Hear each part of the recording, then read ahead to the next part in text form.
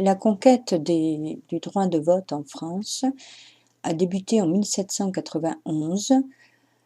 La France est alors gouvernée par une monarchie constitutionnelle mise en place par la Constitution des 3 et 14 septembre 1791.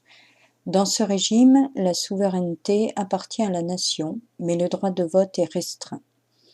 En effet, seuls les hommes de plus de 25 ans, payant un impôt direct, qu'on appelle un cens, égal à la valeur de 3 journées de travail, ont le droit de voter. Ils sont appelés citoyens actifs.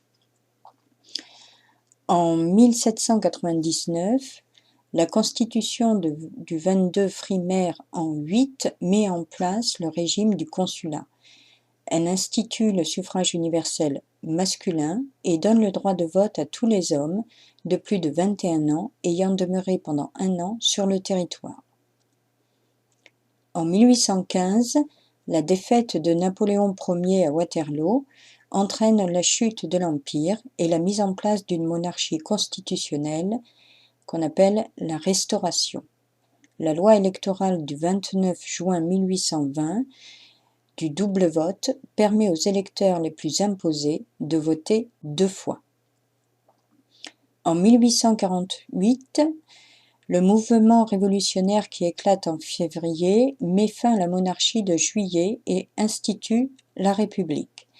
Sont électeurs tous les Français âgés de 21 ans et jouissant de leurs droits civils et politiques.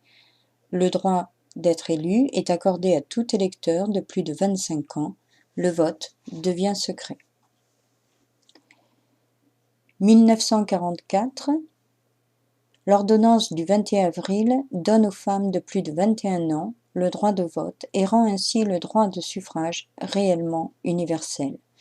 Les femmes votent pour la première fois aux élections municipales d'avril-mai 1945. L'ordonnance du 17 août 1945 dispose « Les militaires des 3 armées sont électeurs dans les mêmes conditions que les autres citoyens. Ils sont éligibles, en revanche, sous certaines conditions. » Ensuite vient la période 1946-1956. La loi du 7 mai 1946 proclame citoyens tous les ressortissants de l'empire colonial. Il faut attendre la loi du 23 juin 1956, dite loi cadre de fer, pour instituer le suffrage universel et le collège unique dans les territoires d'outre-mer. En 1974, le président de la République Valéry Giscard d'Estaing abaisse l'âge d'obtention du droit de vote à 18 ans au lieu de 21 ans.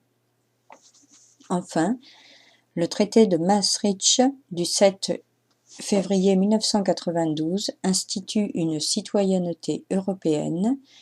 Tout citoyen qui a la nationalité d'un des pays membres de l'Union européenne peut, lors des élections municipales et européennes, voter et se présenter dans l'État membre où il réside.